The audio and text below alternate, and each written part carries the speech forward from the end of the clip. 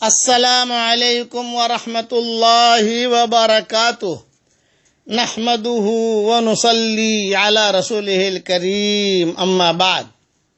یہ دعا جو میں پڑھا رہا ہوں، یہ دعا کوئی حدیث میں نہیں ہے، یہ علماء حقہ نے اسے لکھا ہے۔ اس کے سارے حوالے میری کتاب بکھرے موتی جلد 12 جو ابھی چھپی نہیں ہے اس میں دیکھ لیں۔ پڑھیے میرے ساتھ۔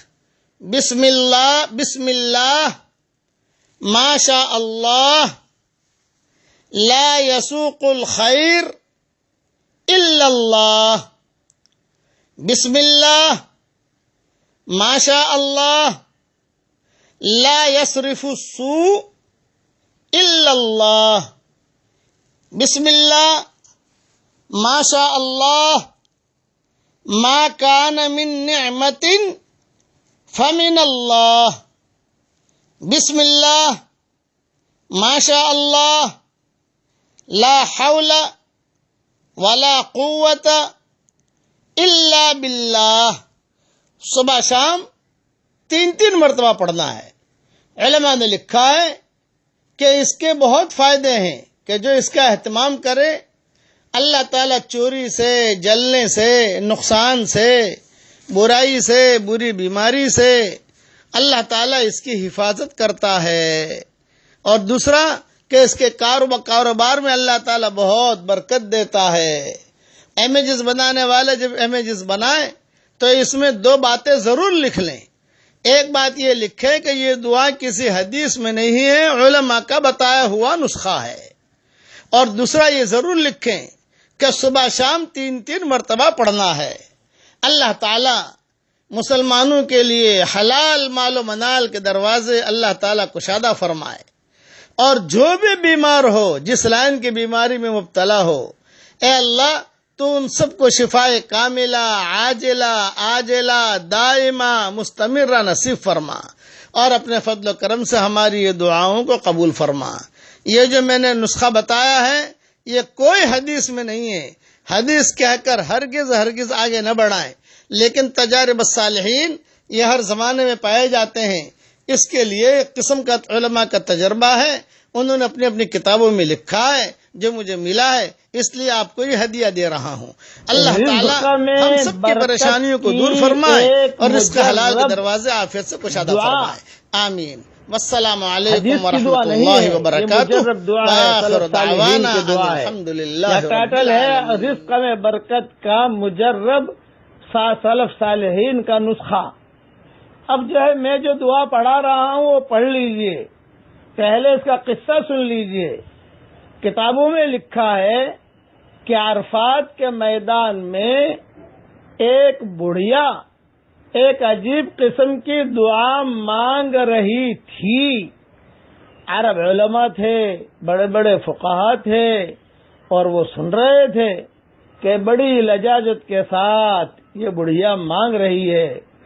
بعد میں علماء نے اس کے تجربے کرنے شروع کیے، چونکہ حدیث میں تو یہ دعا نہیں ہے، سلف صالحین کی دعا ہے۔ دعاؤں کی کئی کیٹیگریاں ہیں۔ ایک قسم وہ ہے جو قرآن میں نازل ہوئی، یہ ٹاپ ہے۔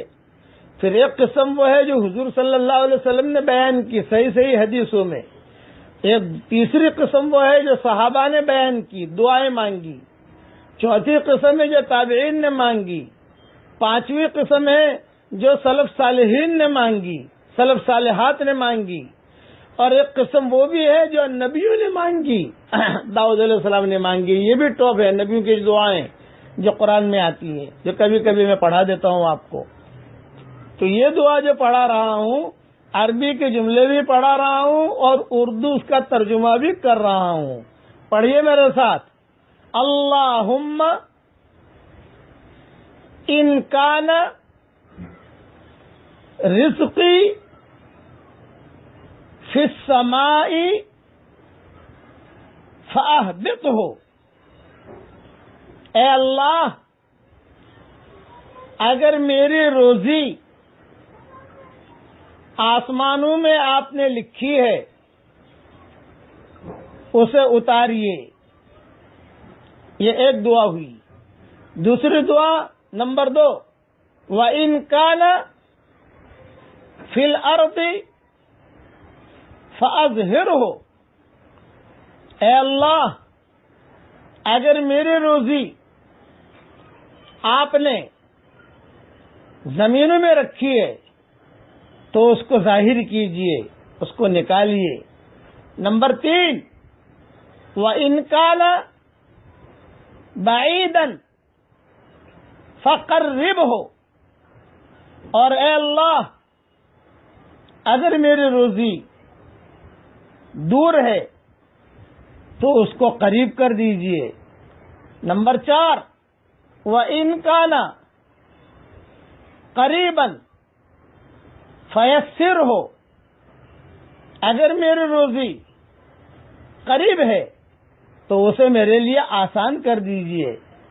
نمبر 5، وَإِنْ كَانَ قَلِيلًا فَكَثِّرْهُ، اور اگر میری روزی تھوڑی ہے تو اس کو زیادہ کر دیجئے اور اس میں اے اللہ برکت دے دیجئے۔ یہ 1 2 3 4 5 دعائیں ہیں جو بڑھیا نے مانگی ہیں۔ عربی بھی میں نے پڑھوا لیا، اردو بھی پڑھوا لیا، یہ بھی کبھی کبھی مانگتے رہنا چاہیے۔ علماء کا تجربہ ہے کہ اس کے مانگنے سے بھی اللہ تعالیٰ روزی کے دروازے کھولتا ہے۔ ساری چیزیں وہ بڑھیا نے جمع کر دی، ساری چیزیں۔ آسمانوں میں ہے تو اتاریے، زمین میں ہے تو نکالیے، دور ہے تو قریب کر دیجئے، قریب ہے تو آسان کر دیجئے، تھوڑی ہے تو بڑھا دیجئے، اور پھر اس میں برکت بھی دے دیجئے۔ میں دعا کرتا ہوں کہ اللہ تعالیٰ یہ دعا ہم سب کے لیے قبول فرمائے۔